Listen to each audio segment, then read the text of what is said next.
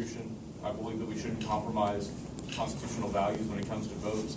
So any budget that would continue to fund Obamacare, which I view as unconstitutional, I would not vote for. And I would continue to lead repeal efforts and generally attack this regulatory behemoth in any manner possible. Ed? Well, Obamacare, I haven't gone through all the pages yet, so I really can't give you an in-depth answer to what's going on there. You hear a lot of this, you hear a lot of that, a lot of misinformation out there. I'm sure there are some good things in the Obamacare, such as the pre-existing conditions, taking care of chemical dependencies, mental illnesses. But the way it's brought out, forced upon the people is definitely wrong. Something has to be looked into that, find out what's going on, why that's happening, and why the cost is so high if it's supposed to be affordable. I'm one of the people that's fallen through the cracks. I do not have insurance. I've gone to the ACA site. They say, hey, congratulations, you qualify for free or low-cost health care through your state's Medicaid. So I go to Medicaid, got my paperwork there. Hey, you don't qualify here, back to the ACA. So round and round I go. So there's definitely problems in there. Definitely somebody needs to look into what's going on, why it's going on, and get it fixed. Okay. Joey, your response. Sure.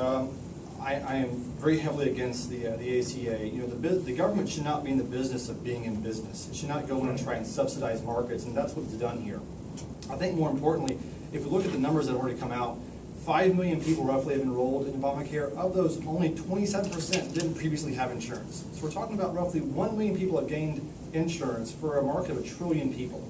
Additionally, of that, 80% of those people who are enrolled are subsidized. So they're not paying the full premium. Taxpayers are paying the premium. So again, there's no logistic to it whatsoever. We need to return healthcare back to a free market where it's best run. Well, thank you so very much for that first question. I got to say, Ed, I agree with you. Too many pages to read for Obamacare. Question number 2. What do you feel is the proper role of government in business? We'll start with you first, Ed. Well, I believe it's Article 1, Section 8 that delegates the powers of Congress to regulate commerce. We hear about, big business and government arguing back and forth. Lower taxes will create more jobs. Well, create more jobs with lower taxes. It's a built-in argument. How much profit is actually necessary? The government definitely has to step in and force the hand of the businessman to create the jobs. They don't need to be in the business of being in business, but they definitely need to be involved in regulating these absurd profits that keep people poor and jobs closed. Joey, your Sure. response. Yeah, I am against government regulation, as stated before, with the healthcare industry in any aspect. The market can handle itself and should handle itself. I'm also against corporate welfare, so any kind of subsidize whatsoever that the government tries to provide to a market to give them an upper hand. Okay, Ed? Tavish? Well, I take a bit more of a government hands-off approach when it comes to business. You look at the original meaning of the Commerce Clause, which was to make commerce regular among the states, which had the purpose of, in fact, getting rid of existing blockades to business. Therefore, I believe Congress really only has the ability to prevent things that stand in the way of business. They can't force businesses to do things. They can really only prevent states from blocking that business. So I regard almost every single economic regulation that the federal government has as unconstitutional. I like you guys. I'm not talking, but you're getting to the point of it. Question number 3 we need to bring to your attention. What do you stand on taxation for businesses and individuals? First, we're going to start with you, Joey. Sure. So for businesses first, I think that corporate taxes, we have the second highest rate in the world at 40%. So basically what we're doing, we're discouraging businesses from operating here. We're saying we don't want you to operate. So I'm actually in favor of eliminating the corporate tax altogether as a means to draw businesses back and to draw jobs back to the country. As far as individual taxation, we know that the Constitution, the 16th Amendment says you can regulate income tax, but the thing is income tax isn't fair. It's broken that the more you make, the more you pay. And I believe in equality for all. So I'm in favor of either replacing that with a fair tax system or a flat tax system. Either way, I'm perfectly fine with it. All right. Let's go to Tavish now. All right. I'm similarly in favor of getting rid of the corporate tax. We actually have the highest one right now because Japan lowered theirs last year, which makes us the least business-friendly country in the world. even more so than North Korea, believe it or not. And so we need to get rid of the corporate tax completely. It is a double tax. As far as the actual personal income tax, I don't believe in taxation per se, like we do it. But as a starting goal, I'd like to get it down to a flat tax of 10%, because what I say is that if it's good enough for God, then it's good enough for the government. Thank you, gentlemen, for all of our 3 questions we had. I think Ed needs to go. Go ahead. Yeah, is that okay? Go ahead. I'm sorry, I forgot you, Ed. Go That's ahead. okay, that's all right. Again, I'm with the guys here on eliminating corporate tax. I'm a small businessman, always have been an independent contractor.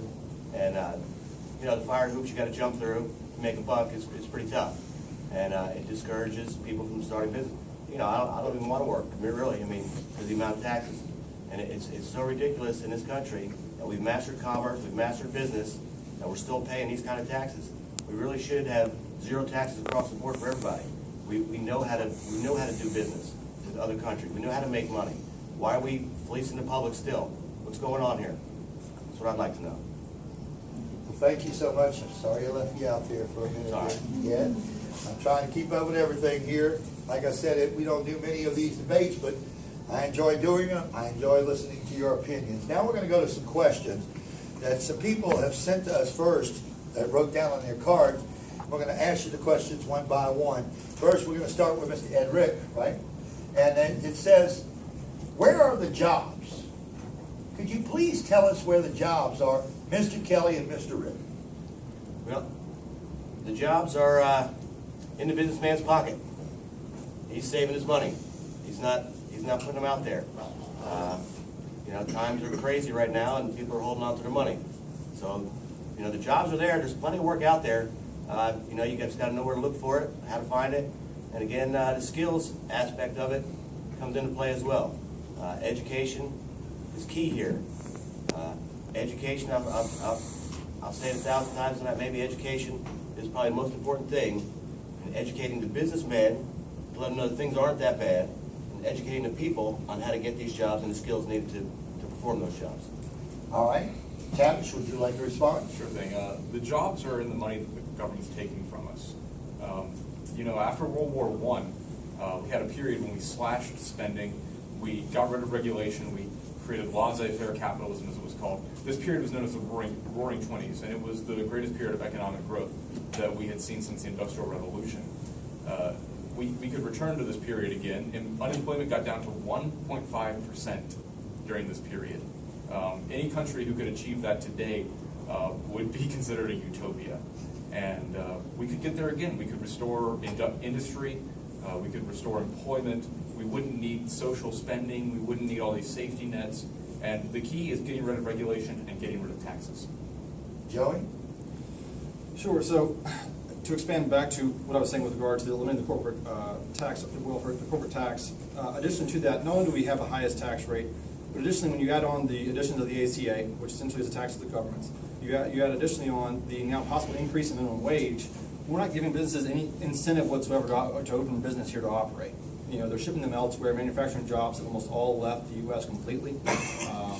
So we have to figure a way, again, to incentivize businesses to come back here and open and say, hey, we're open for business. Our people here are skilled. They're ready to work. People don't want to be on welfare. People don't want to be on unemployment. They want to go out and have jobs. Jobs make people proud to be out there. So.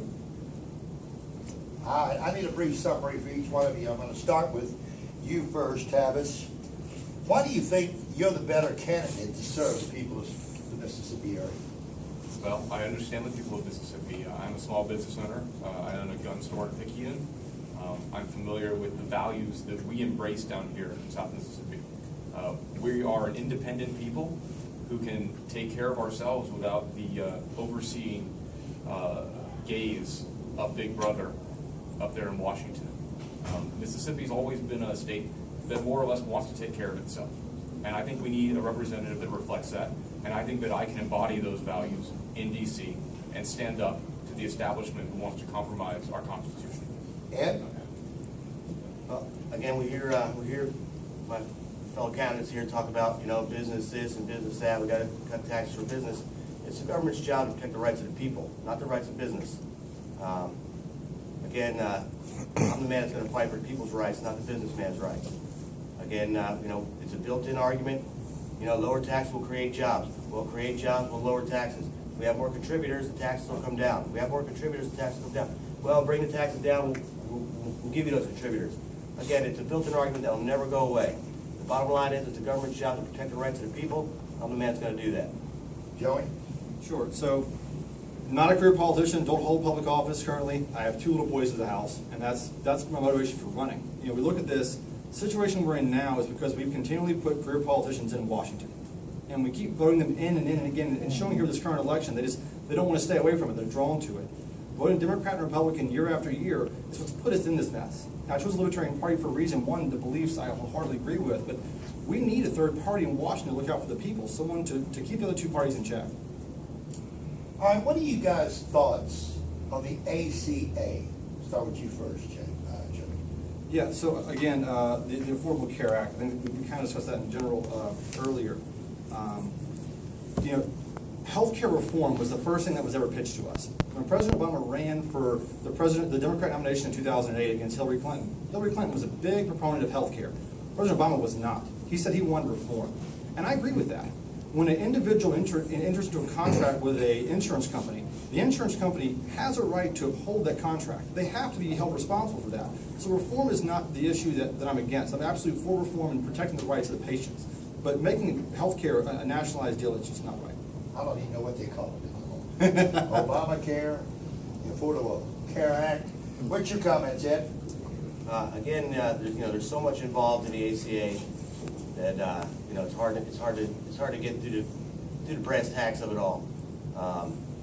And welfare is part of the preamble of the Constitution means health and success. A lot of the problem is these hospitals and clinics and things like that. These are for-profit businesses where the CEOs are raking in extremely amounts of high money. Healthcare is not high because a few uninsured people went into the emergency room. Healthcare is high because it's a for-profit system. Again, I think it's pretty sick that somebody wants to profit off of me being ill. Somebody has to be pretty something wrong in their head that wants to see me as a dollar sign when I get sick. Again, even some of the nonprofit hospitals, they have loopholes that can put their salaries over the cap of nonprofit into the millions of dollar range, which again adds to the cost of high health care. There's a lot of things that need to be found out at the root of the problem